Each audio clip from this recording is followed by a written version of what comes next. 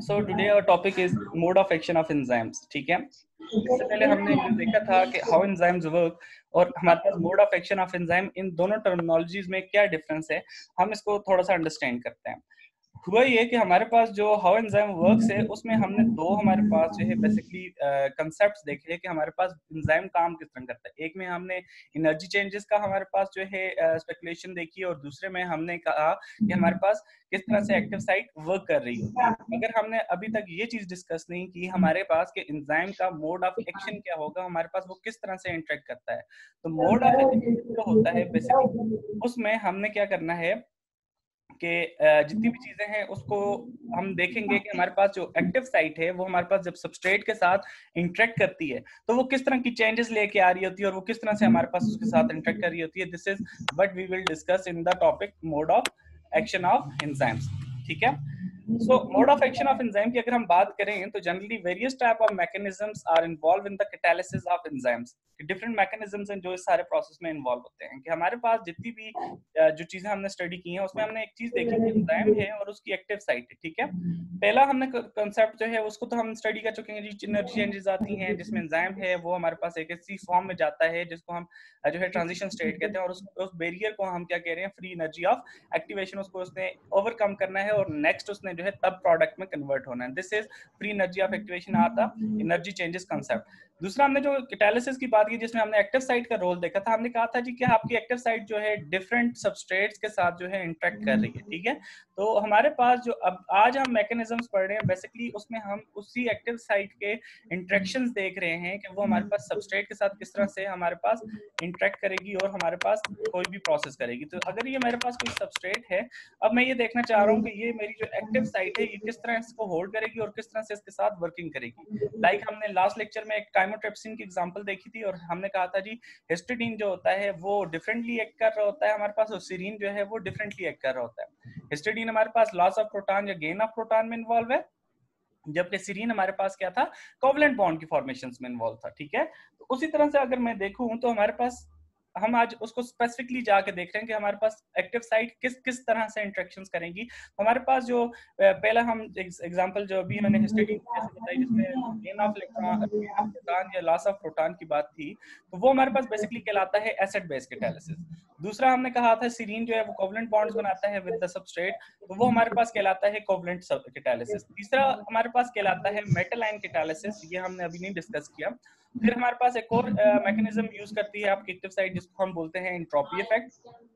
और फिफ्थ हमारे पास आ जाता है प्रोडक्ट सबस्ट्रेट ओरिएंटेशन थ्योरी। तो हमने आज बेसिकली यही 4 से 5 जो है मैकेनिज्म्स देखने हैं, ये हमारे पास किस तरह से होते हैं और ये किस तरह से हमारे पास सारा प्रोसेस होगा। So let's discuss it one by one. ठीक है, एसिड बेस कैटालिसिस, आप इसकी एक एग्जांपल हम लास्ट टाइम में कैमोट्रिप्सिन की देख चुके हैं। ठीक है, तो protonated form of histidine is an example of journal acid and it's conjugated base general base. हमारे पास क्या है, वही हिस्टिडीन जो हमने कल उस दिन स्टडी की लास्ट लेक्चर में इन केस ऑफ कैमोट्रिप्सिन, वो हमारे पास क्या है, जर्नल एसिड जनरल बेस की एग्जांपल है। अगर के वो हमारे पास जो है प्रोटॉन देता है, हिस्टिडीन खुद से प्रोटॉन देगा। अगर हमारे पास क्या है, हिस्टिडीन है और ये हमारे पास क्या करता है, प्रोटॉन देता है, then it will act as general acid. ठीक है, और अगर के ये हमारे पास क्या करेगा, यही प्रोटॉन लेगा, then it will act as general base. हमारे पास क्या होता है, वो सब्सटेंस, वो हमारे पास प्रोडक्ट जो हमारे पास क्या है, प्रोटॉन का लॉस करती है, वो एसिड कहलाती है, और जो हमारे पास प्रोटॉन का गेन करती है वो हमारे पास बेस कहलाती है। सो उसी कंसेप्ट के अकॉर्डिंग हमारे पास ये सारा प्रोसेस चल रहा होता है। The action of ribonuclease जी आज हम देख रहे हैं, तो the action of ribonuclease is an example of acid base catalysis. This is another example. यहाँ पे भी हिस्टिडीन ने उसी तरह से एक्ट करना है जिस तरह से उसने कैमोट्रिप्सिन में। तो अगर कल को मैं ये पूछ लेता हूँ आपसे कि हमारे पास हिस्टिडीन जो है हमारे पास एसिड बेस कैटालिसिस किस किस में कर रही है, गिव एग्जांपल्स, तो आपको पता होना चाहिए जी कि हमने दो एग्जांपल्स पढ़ी है। पहली हमने जो है पढ़ी थी कैमोट्रिप्सिन की और दूसरी हम आज रिबोन्यूक्लियेज की पढ़ रहे हैं। तो हिस्टिडीन रेजिड्यू जो है कौन सा है, 12th एंड 119th। आपकी जो एक्टिव साइट है उसमें जो अमाइनो एसिड नंबर 12 वो भी हिस्टिडीन है, अमाइनो एसिड 119 जो है वो भी हमारे पास क्या है, हिस्टिडीन है। ठीक है, और ये हमारे पास किस में मौजूद होता है, राइबोन्यूक्लियेज में मौजूद होता है। राइबोन्यूक्लियेज क्या है, बेसिकली ये हमारे पास क्लीव करने का काम करते हैं, किसको, आरएनए को बेसिकली करते हैं। That is why they are known as ribo ribo word निकला है आरएनए से, न्यूक्लियस मीन क्लीव करने वाले, ठीक है। हिस्टिडीन हमारे पास जो मौजूद है 12th and 119th position of the active site के ऊपर, वो हमारे पास फंक्शन करता है as an acid base in a catalyst, catalysis, acid base के तौर पे वर्क करता है। एसिड बेस में आपको कांसेप्ट पहले बता चुका हूँ कि वो हमारे पास प्रोटॉन लॉस भी कर सकता है, वो हमारे पास प्रोटॉन गेन भी कर सकता है। अगर के वो प्रोटॉन लॉस करेगा then it will act as an acid, और अगर के वो प्रोटॉन एक्सेप्ट करेगा then it will act as an base, ठीक है। तो हिस्टिडीन 12th की अगर हम पहले बात करते हैं, ठीक है, हिस्टिडीन 12 जो है हमारे पास acts as an acid and donates a proton to form a basic form. सबसे पहली चीज क्या है जी कि 12th नंबर जो हमारे पास हिस्टिडीन है वो जो है हमेशा जो किस तरह से एक्ट करेगा, वो हमेशा एसिड की तरह से एक्ट करेगा। वो कभी भी हमारे पास बेस नहीं के तौर पर एक्ट नहीं करेगा। वो क्या करेगा, सबसे पहले एसिड के तौर पर एक्ट करेगा और एक प्रोटॉन देते हुए हमारे पास क्या हो जाएगा, प्रोडक्ट जो होगी उसको बेसिक फॉर्म में कन्वर्ट कर देगा। ये चीज आपको समझनी है। वो किस तरह से हुआ है हम इसको देखते हैं कि आपके पास अगर हिस्टिडीन है, ठीक है, इसने आपके पास प्रोटॉन दिया है और हमारे पास कोई भी, मेरे पास जो है सबस्ट्रेट है और इसने वो इलेक्ट्रॉन प्रोटॉन ले लिया, तो जो हमारे पास प्रोटॉन देता है वो क्या होगा, एसिड के तौर पे एक्ट करेगा, और जो प्रोटॉन एक्सेप्ट करेगा वो किसके तौर पे एक्ट करेगा, बेस के तौर पे एक्ट करेगा। तो हमारे पास इससे एक चीज हमें पता चल गई कि हमारे पास जब हिस्टिडीन नंबर 12 ने हमारे पास क्या दिया है, एक प्रोटॉन दे दिया है, उसकी वजह से जो प्रोडक्ट होगी, जो सबस्ट्रेट होगा, तो वो हमारे पास किस फॉर्म में कन्वर्ट हो जाएगा, बेसिक फॉर्म में कन्वर्ट हो जाएगा। And the 2,3 cyclic phosphate is form. जो भी हमारे पास उसके बाद प्रोडक्ट बन सकती है जब वो हमारे पास वर्क कर रहा होता है। उसके बाद अगर हम बात करते हैं तो हिस्टिडीन 112, ये बेसिकली 119 है, ठीक है, accepts a proton from the cyclic phosphate and product is released. ये यहाँ पे थोड़ा सा इसको खुद भी मॉडिफाई कर लिएगा, जब स्लाइड्स देखेंगे तो इट इज बेसिकली 119 में इसको अपलोड करते हुए चेंज कर दूंगा। तो हिस्टिडीन क्या है, वो हमारे पास बेसिकली 119 जो है वो क्या करता है, वो एक्ट करेगा एज अ बेस, ठीक है। जो हमारे पास जो प्रोडक्ट बनी है वो क्या बनी थी, साइक्लिक फॉस्फेट, ठीक है। ये जो हमारे पास जो सबस्ट्रेट था या प्रोडक्ट थी, ठीक है, इसको जो भी हम रिएक्टेंट कह रहे हैं सिंपली, ये क्या है, साइक्लिक फॉस्फेट है। ये साइक्लिक फॉस्फेट, इसके बाद हमारे पास ये हिस्टिडीन 112 था, एक और हिस्टिडीन 119 पे जो मौजूद है, ये क्या करता है, इस जब ये प्रोटॉन लॉस करता है तो ये इस प्रोटॉन को एक्सेप्ट कर देता है और इस तौर टाइम पे ये बेस हो जाएगा, और आपके पास जो साइक्लिक फॉस्फेट है ये एसिड के तौर पे एक्ट करेगा, और ये हमारे पास किस फॉर्म में पे कन्वर्ट हो जाएगा, प्रोडक्ट के फॉर्म में कन्वर्ट हो जाएगा। तो यहाँ पे इस पूरे रिएक्शन का मकसद क्या था, मकसद ये था कि आपके हिस्टिडीन ने जब इसको प्रोटॉन दिया है आपके रिएक्टेंट को, ठीक है, और वो साइक्लिक फॉस्फेट की उसकी सिंथेसिस हुई है, उस टाइम पे इसके ऊपर क्या हो गया, चार्ज आ गया। क्या आ गया है, चार्ज आ गया, और एज अ रिजल्ट ये क्या हो गया है, अनस्टेबल हो गया, ठीक है। हम क्या कहते हैं, जो हमारे पास न्यूट्रल बॉडीज होती हैं, आपकी चार्ज पार्टिकल्स हमेशा क्या होने की कोशिश करते हैं, न्यूट्रल होने की कोशिश करते हैं, ताकि वो क्या हो जाए, स्टेबल हो जाए, और जब भी वो चार्ज फॉर्म में कन्वर्ट होते हैं तो वो क्या होते हैं, अनस्टेबल होते हैं। तो सबसे पहला क्या था हमारे पास पर्पस एंजाइम का, कि वो क्या करे, इसको पहले अनस्टेबल कर दे। जब ये अनस्टेबल हुआ है तो ये क्या हो गया, कन्वर्ट हो गया अनदर फॉर्म में। तो अगर आपको वो पहले वाली इक्वेशन याद हो, कौन सी वाली, हम जो पहले जो एक डिस्कस कर चुके हैं, कि आपके पास एंजाइम प्लस सबस्ट्रेट जो होता है, सबसे पहले क्या बनाता है, एंजाइम सबस्ट्रेट कॉम्प्लेक्स बनाता है, ठीक है। फिर वो एंजाइम सबस्ट्रेट कॉम्प्लेक्स क्या बनाता है, एंजाइम प्रोडक्ट कॉम्प्लेक्स बनाता है। अब यहाँ पे हम उस चीज को देखते हैं, सबसे पहले जब प्रोटॉन इसको मिला, सॉरी जब सबसे पहले इसके साथ एंजाइम मिला, तो उसने क्या इसके साथ बना दिया, एंजाइम सबस्ट्रेट कॉम्प्लेक्स बना दिया। जब इसने इसको प्रोटॉन दिया और ये अनस्टेबल हो गया हमारे पास जो सबस्ट्रेट था, और वो हमारे पास कन्वर्ट हो गया एक प्रोडक्ट में, तो उसको हम क्या बोलते हैं, एंजाइम प्रोडक्ट कॉम्प्लेक्स। उसके बाद हमारे पास क्या होना चाहिए, एंजाइम और प्रोडक्ट दोनों अलग अलग हो जाने चाहिए। तो हमारे पास एंजाइम तब ही अलग हो सकता है जब हमारे पास उसको प्रोडक्ट जो है वो हमारे पास स्टेबल फॉर्म में होगी। तो प्रोडक्ट ने रिलीज होने के लिए क्या किया, वही प्रोटॉन जब वो प्रोडक्ट में कन्वर्ट हो चुकी थी, रिलीज कर दिया, और एंजाइम ने उसको अगेन से एक्सेप्ट कर दिया, एज अ रिजल्ट आपके पास प्रोडक्ट जो है वो क्या हो गई, रिलीज होगी, ठीक है। तो हमारे पास ये सारा कंसेप्ट उसी के अकॉर्डिंग चलता है। तो वापस देखते हैं स्लाइड्स के अकॉर्डिंग कि हमारे पास फर्दर क्या हम देख सकते हैं। तो एसिड बेस कैटालिसिस में अगर हम नेक्स्ट देखते हैं, तो in the enzyme of aspartate protease family another enzyme, ठीक है, पहला हम राइबोन्यूक्लियेज देखा था अभी, वो क्लियर है अगर आपको, तो नेक्स्ट पे देखते हैं एस्पर्टेट प्रोटीएज फैमिली। उसमें क्या होता है, catalysis involve two aspartyl residues, aspartyl residues क्या हैं जी, एस्पर्टेट से निकले हैं, ठीक है, which act as an acid base catalysis. यहाँ पे आपके पास एस्पर्टेट आपको याद रखना है कि वो हमारे पास क्या होता है, उसके पास एक COOH ग्रुप होता है, ठीक है, क्योंकि वो हमारे पास एसिड के तौर पर एक्ट कर रहा है। अब क्या होता है कि catalysis by pepsin cathepsin and protease of HIV human immunodeficiency virus जो होता है उसका जो हमारे पास एंजाइम होता है protease belong to this group of enzyme. होता क्या है कि इनके पास क्या है, ये देख सकते हैं आप, सबसे पहले प्रोटीनेटेड फॉर्म है और दिस इज नॉन प्रोटीनेटेड फॉर्म, ठीक है। हुआ क्या कि आपके पास जब इसने एसिड के तौर पे करना होता है तो ये क्या करता है, इस प्रोटॉन को लॉस कर देता है। जब ये प्रोटॉन को लॉस कर देता है तो ये कन्वर्ट हो जाता है आपके पास नॉन प्रोटीनेटेड फॉर्म में, ठीक है। और फिर लेटर ऑन जब ये दोबारा से प्रोटॉन को एक्सेप्ट करता है तो ये प्रोटीनेटेड फॉर्म में कन्वर्ट हो जाता है। मीन इसका जो अमाइनो ग्रुप है ये हमारे पास प्रोटॉन के गेन और प्रोटॉन के लॉस में इन्वॉल्व होता है और इसी तरह से ही क्या करवा रहा होता है, आपके पास एसिड बेस कैटालिसिस करवा रहा होता है। जनरल एसिड बेस कैटालिसिस को अगर हम समझने की कोशिश करें तो it is the proton transfer from the N acid that lowers the free energy of transition state. जो हम पीछे कॉन्सेप्ट पढ़ के आए थे कि हमारे पास क्या है, एक बैरियर है जिसको सबस्ट्रेट ने ओवरकम करना है, जिसके बगैर वो हमारे पास प्रोडक्ट में कन्वर्ट नहीं हो सकता। अगर आपको याद हो वो वाला अगर ग्राफ, ठीक है, तो यहाँ पे हमने कहा था टी स्टार मौजूद होता है, ठीक है।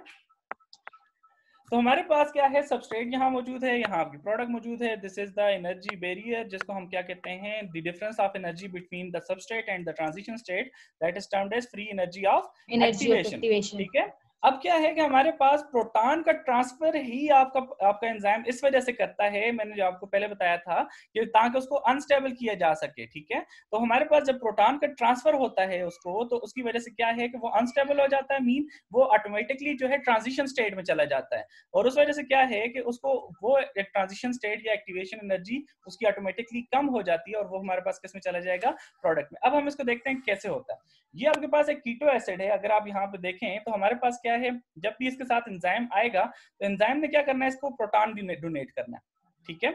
अब क्या होगा कि सबसे पहले हमारे पास जब इसके साथ आएगा, इसने क्या किया, यहाँ पे इंट्रैक्शंस क्रिएट की हैं इसके साथ, ठीक है, हाइड्रोजन बॉन्डिंग करने की कोशिश की और जिसकी वजह से इसका डबल बॉन्ड जो है वो शिफ्ट हुआ है। यहाँ से प्रोटॉन ने ब्रेक हुआ है, डबल बॉन्ड शिफ्ट होने, यहाँ पे इसने सिंगल बॉन्ड बनाने की कोशिश की है। एज अ रिजल्ट इस कार्बन ने, हमारे पास जो अल्फा कार्बन है, उसने इस तरफ डबल बॉन्ड बनाने की शिफ्ट कर दी, ताकि वो कोशिश कर रहा था मैं इस प्रोटॉन को लेके इस कार्बन को जो है हमारे पास जो अल्फा कार्बन उसको स्टेबलाइज कर दूं। एज अ रिजल्ट जब यहाँ पे आपके पास डबल बॉन्ड शिफ्ट हुआ है तो इस कार्बन के पास जो है 4 ही बॉन्ड बनाने की एबिलिटी थी, तो उसने क्या किया है कि इस प्रोटॉन को हमारे पास रिलीज कर दिया है। तो एज अ रिजल्ट आपके पास ये क्या हो गया, ये प्रोटॉन रिलीज हो चुका है। अब जब रिलीज हुआ है तो आपके पास दूसरी तरफ हमारे पास एसिड का जो प्रोटॉन, क्योंकि ऑक्सीजन जो है उसकी हमारे पास इलेक्ट्रोनेगेटिविटी ज्यादा होती है, तो हमारे पास क्या हुआ, उसने इजीली जो है वो प्रोटॉन जो था एंजाइम ने जो डोनेट किया है उसको वो उसने ले लिया। अब क्या हुआ कि हमारे पास एक नई प्रोडक्ट बन गई है जो कि हमारे पास जो इनिशियल प्रोडक्ट थी उससे डिफरेंट है, ठीक है। इसमें प्रोटॉन है मगर वो डिफरेंट पोजीशन पे है, हमारे पास बॉन्ड जो हैं वो चेंज हो चुके हैं।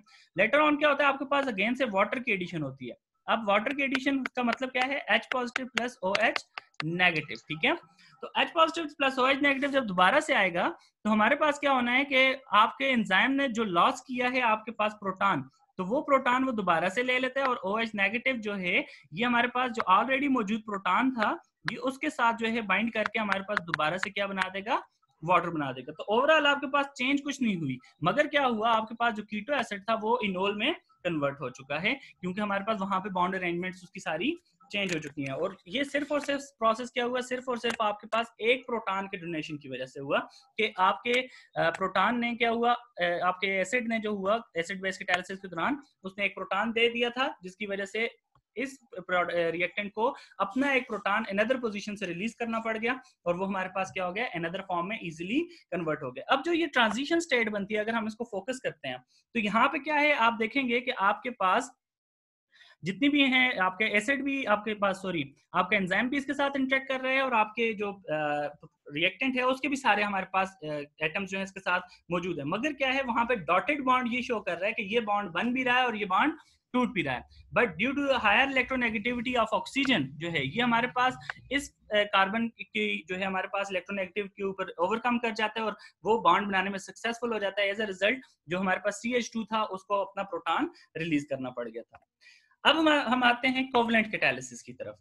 तो कोवलेंट कैटालिसिस में अगर हम देखें व्हाट इज कोवलेंट कैटालिसिस, तो कोवलेंट कैटालिसिस में क्या है, न्यूक्लियोफिलिक नेगेटिवली चार्ज और electrophilic positively charge group of enzyme attacks the substrate. आपने पहले भी कॉन्सेप्ट पढ़ा होगा फर्स्ट ईयर में कि आपके पास एक न्यूक्लियोफिलिक स्पीशीज होती हैं और एक इलेक्ट्रोफिलिक स्पीशीज होती हैं, ठीक है। जो न्यूक्लियोफिलिक स्पीशीज होती हैं वो नेगेटिवली चार्ज होती हैं। नेगेटिवली चार्ज, इनको न्यूक्लियोफिलिक क्यों कहा गया, फिलिक मीन लविंग, ठीक है। न्यूक्लियो क्योंकि न्यूक्लियस के ऊपर पॉजिटिव चार्ज होता है और ये खुद नेगेटिवली चार्ज होती हैं, ठीक है। तो ये हमारे पास इस वजह से न्यूक्लियस के ऊपर अटैक करते हैं, मीन पॉजिटिवली चार्ज स्पीशीज के ऊपर अटैक करती हैं, that is why they are termed as nucleophilic. जबकि इलेक्ट्रोफिलिक की अगर हम बात करते हैं तो इलेक्ट्रोफिलिक क्या है, ये खुद जो है हमारे पास पॉजिटिवली चार्ज स्पीशीज होती हैं और ये क्या करती हैं, इलेक्ट्रॉन्स के ऊपर बेसिकली या फिर नेगेटिवली चार्ज स्पीशीज के ऊपर अटैक करते हैं, that is why they are termed as electrophilic, ठीक है। तो एंजाइम क्या करता है, इन दो चीजों को यूज करता है, आइदर वो न्यूक्लियोफिलिक स्पीशीज को यूज करेगा या वो इलेक्ट्रोफिलिक स्पीशीज को यूज करेगा। और क्या करेगा कि हमारे पास अटैक करेगा सबस्ट्रेट के ऊपर और उसके साथ क्या करेगा, कोवलेंट बॉन्ड बनाने की कोशिश करेगा, जो हम एग्जांपल पहले काइमोट्रिप्सिन में सीरीन के केस में देख चुके हैं। This results in covalent binding of the substrate to the enzyme, ठीक है। अब होता क्या है कि आपके पास कोवलेंट बाइंडिंग हो जाती है जब भी हमारे पास कुछ इस तरह का रिएक्शन होता है। Similarly coenzyme often form the covalent bond with the substrate. तो मोस्ट कॉमनली आपके पास जितने भी कोएंजाइम्स आते हैं वो हमारे पास कोवलेंट बॉन्डिंग बनाए। फॉर एग्जांपल हम NAD की जब बात कर रहे होते हैं तो NAD पॉजिटिव आता है, बाद में जब वो रिलीज होता है तो वो NADH प्लस H पॉजिटिव की फॉर्म में रिलीज होता है, मीन 2 प्रोटॉन लेके जा रहा होता है। तो वो किस तरह से लेके जा रहा है, तो वो इसी तरह कोवलेंट जो है कैटालिसिस कर रहा होता है। एज अ रिजल्ट क्या है, आपके पास 2 प्रोटॉन्स जो है अपने साथ जो है in the form of covalent bond वो लेके चला जाता है। मगर याद रखना है कि NAD जो था वो क्या था, पॉजिटिव था, ठीक है। NAD पॉजिटिव था। तो हमने क्या कहा, जो पॉजिटिवली चार्ज ग्रुप्स होते हैं वो क्या होते हैं, इलेक्ट्रोफाइल होते हैं या इलेक्ट्रोफिलिक स्पीशीज होती हैं। तो NAD से अगर आपके पूछ सकता हूं या फिर आपसे मैं FAD पॉजिटिव पूछूं वो क्या है, इलेक्ट्रोफिलिक है, न्यूक्लियोफिलिक है, तो आपको पता होना चाहिए on the basis of charge. यहाँ पे आपने वर्ड के ऊपर नहीं जाना, ये उसका इलेक्ट्रोफिलिक या न्यूक्लियोफिलिक का मतलब क्या है, फिलिक मीन लविंग, ये चीज आपने याद रखनी है कि ये उसके ऊपर अटैक करते हैं, उसके लिए हमारे पास टेंडेंसी या हमारे पास एक्सेप्टेबिलिटी रखते हैं। अब अगर हम यहाँ पे इसको कॉमनली देखते हैं कोवलेंट कैटालिसिस को, तो ये बेसिकली 2 तरह से होता है, 2 स्टेप्स में होता है बेसिकली। सबसे पहले क्या है, आपके पास ये एंजाइम है जिसके पास क्या है, एक OH ग्रुप है मौजूद है, ठीक है। और आपके पास जो प्रोडक्ट है वो है XC+OR, ठीक है। सबसे पहले क्या होती है जी, एसाइलेशन होनी चाहिए। एसाइलेशन का मतलब क्या है जी, आपके पास यहाँ पे एसाइल ग्रुप की एडिशन हुई है। तो हमारे पास एसाइल ग्रुप क्या है जी, दिस C+OR ग्रुप जे के हमारे पास कहलाता है एसाइल ग्रुप कहलाता है, ठीक है। और एज अ रिजल्ट क्या है, आपके पास ये हाइड्रोजन और X हमारे पास इस तरह से है ना, OH ये अलग से है और इसने बॉन्ड बना दिया आपके पास X के साथ और आपके पास C+O, ठीक है। और साथ में आपके पास R ग्रुप है। अब क्या हुआ कि ये सेंटर में से X और H जो है रिलीज हो गए, एज अ रिजल्ट आपके पास कार्बन और ऑक्सीजन के दरमियान बॉन्ड बन चुका है ये वाला, ठीक है। ये XH तब रिलीज हो, ये फास्ट रिएक्शन होता है, ठीक है। उसके बाद क्या हुआ आपके पास क्या हुआ है, अब यहाँ पे जो चीज बनी है ये क्या है, ये ट्रांजिशन स्टेट बनी है आपके पास, ठीक है, या फिर आपके पास इंटरमीडिएट बनी है। इसके बाद का जो रिएक्शन होता है डीएसाइलेशन, वो क्या होता है, थोड़ा सा हमारे पास स्लो रिएक्शन होता है। अब क्या वो यहाँ पे वाटर की एडिशन हुई है और यहाँ पे क्योंकि आप देखें कि आपके पास जो रिएक्टेंट है और ये हमारे पास एंजाइम है, इन दोनों के दरमियान एक प्योर कोवलेंट बॉन्ड बन चुका है, सिंगल कोवलेंट बॉन्ड इसको कहते हैं, ठीक है। तो इसकी बेस पे हम इसको कोवलेंट कैटालिसिस बोल रहे हैं। यहाँ पे आपके पास प्रोटॉन का जो है गेन भी नहीं हुआ और प्रोटॉन का जो हमारे पास एक्सेप्टेंस भी नहीं हुई, ठीक है। तो हमारे पास क्या है, हमारे पास जब डीएसाइलेशन होती है उसमें वाटर की एडिशन अगेन से वही होगा, H positive plus OH negative. अब अगर हम इसको ब्रेक करते हैं यहाँ से, तो आपके पास प्रोटॉन जो है वो एंजाइम के पास जाना चाहिए और नेगेटिव जो स्पीशी होगी वो हमारे पास क्या है, किसके पास जाना चाहिए, आपके पास रिएक्टेंट के पास। तो वही हुआ, OH आपके पास यहाँ ऐड हो गया और हाइड्रोजन आपके पास एंजाइम के साथ ऐड हो गया। So enzyme is unused in enzyme is reproduced in this reaction, use तो वो हुआ है और एज अ रिजल्ट आपके पास जो रिएक्टेंट था वो कन्वर्ट हो गया है एक प्रोडक्ट में कन्वर्ट हो गया। दिस होल रिएक्शन आपके पास क्योंकि कोवलेंट बॉन्ड की फॉर्मेशन हुई है, so this mechanism is termed as covalent catalysis. Next की तरफ जाते हैं तो हमारे पास क्या है, थर्ड एग्जांपल जो है आपके पास है metal ion catalysis. Metal ion catalysis क्या होती है जी, मैग्नीशियम जो होता है, सॉरी मैग्नीज जो होता है आपके पास वो हमारे पास can be act as a cofactor, ठीक है। फ्री भी हो सकता है और बाउंड भी हो सकता है। अगर के वो फ्रीली अवेलेबल होगा तो हम पहले भी ये चीजें डिस्कस कर चुके हैं मेन कांसेप्ट्स के अंदर कि वो कोफैक्टर के तौर पे एक्ट करेगा। और अगर के वो डायरेक्ट परमानेंटली बाउंड होगा किसी एंजाइम के साथ, then it will termed as prosthetic group.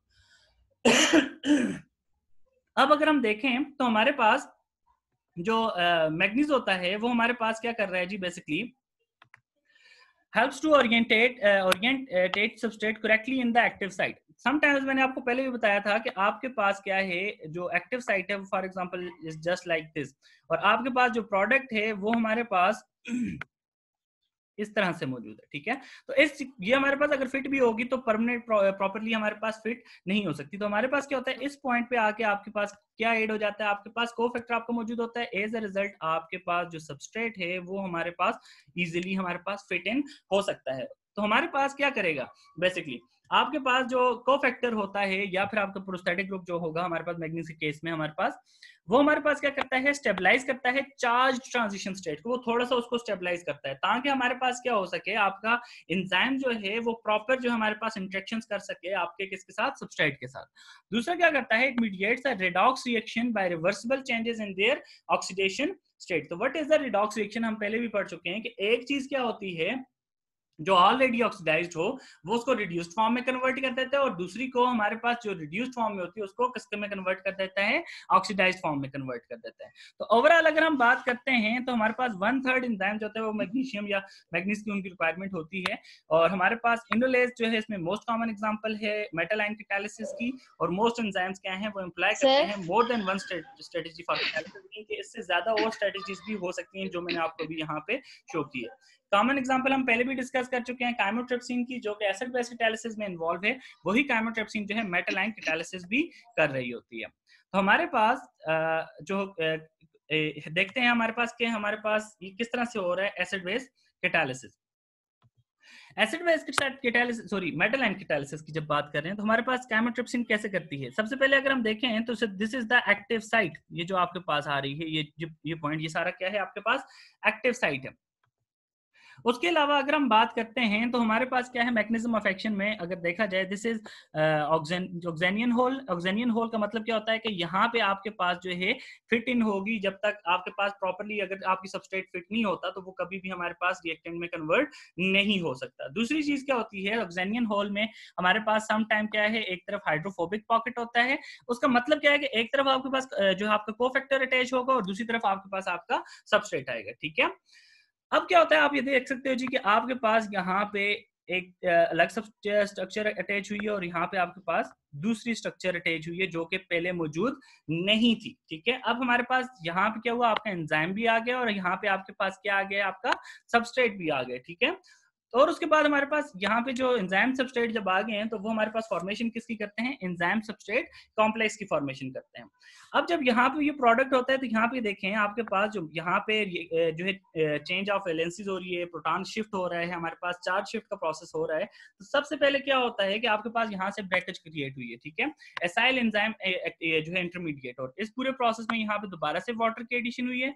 Acyl enzyme intermediate की यहाँ पे जो हमारे पास जो था वो हमारे पास due to addition of water जो है वो क्या हो गया है, हमारे पास अगेन से अनस्टेबल होगा, और जब वो अगेन से अनस्टेबल हुआ है तो एंजाइम प्रोडक्ट 2 की फॉर्मेशन हुई है, जिसमें हमारे पास दो प्रोडक्ट्स बेसिकली इस एंजाइम से रिलीज हुई है। तो पहला हमारे पास एक प्रोडक्ट रिलीज होगी, उसके बाद हमारे पास दूसरी प्रोडक्ट रिलीज होती है, और हमारे पास एज अ रिजल्ट फाइनली आपके पास शॉर्ट लिव्ड जो हमारे पास इंटरमीडिएट डीएसाइलेशन हो रही है, तो और हमारे पास इसके बाद एंजाइम जो है आपके पास ओरिजिनल एक्टिवेटेड फॉर्म में कन्वर्ट होगा। यहाँ पे दो चीजें हैं आपके पास।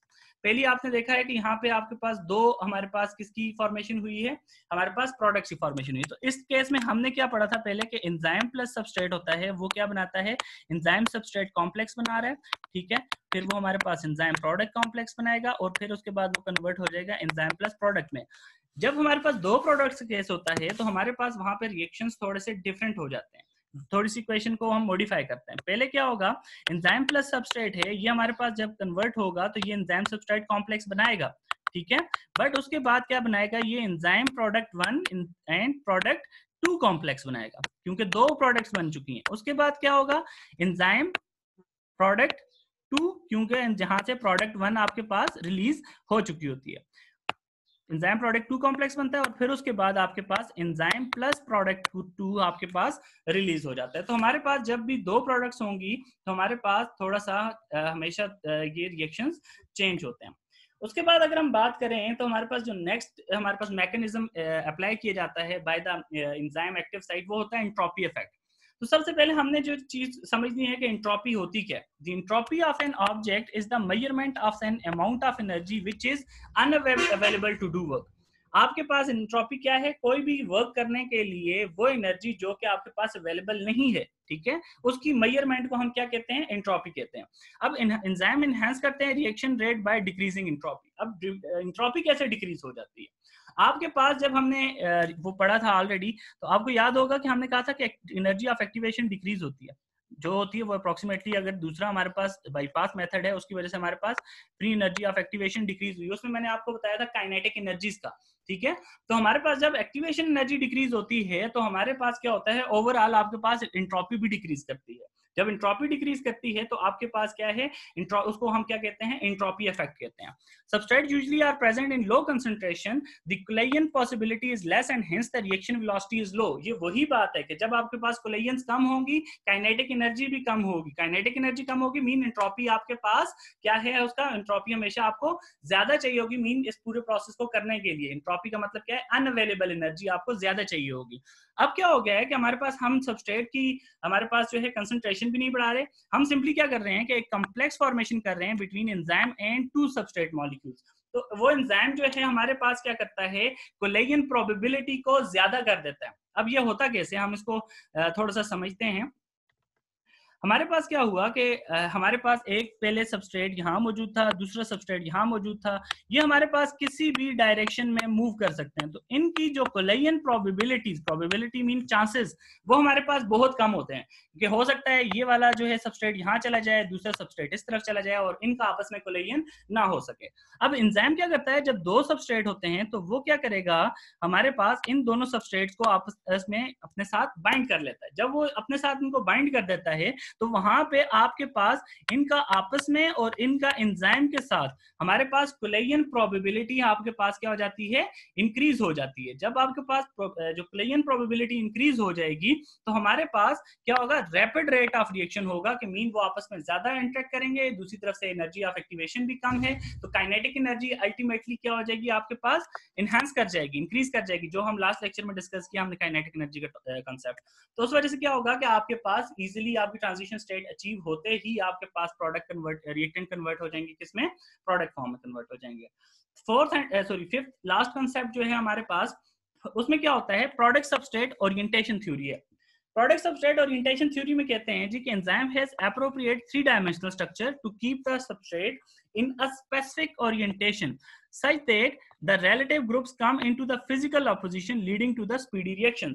कि हमारे पास क्या है, एंजाइम की क्या है, 3 डायमेंशनल शेप है। ये नहीं है कि आपके पास एक्स एक्सिस और वाई एक्सिस में वो नहीं होता, वो हमारे पास जी एक्सिस में भी वर्क करता है, मीन चारों साइड से उसको उसने घेर के रखा होता है, ठीक है। और उस वजह से कि आपके पास रिलेटिव ग्रुप्स जो हैं आते हैं और फिजिकल ऑपोजिशन है। फिजिकल ऑपोजिशन में कि आपके पास रियल टाइम में एक दूसरे के साथ वो क्या कर रहे हैं, डील कर रहे हैं, और इस वजह से क्या हो जाता है, रेट ऑफ रिएक्शन या स्पीड ऑफ रिएक्शन एनहांस हो जाता है। और इसी वजह से it has been shown that hydroxyl group of the 6th carbon of atom of glucose and the terminal phosphate group of ATP are juxtaposed with the help of hexokinase. ये कैसे होता है, हम इसको देखते हैं। ओरिएंटेशन की बात हुई है, ठीक है। हमने ये एग्जांपल जो है आपको याद होगा कि हमने ग्लूकोज जो था उसको कन्वर्ट किया था ग्लूकोज 6 फॉस्फेट में by the help of ATP.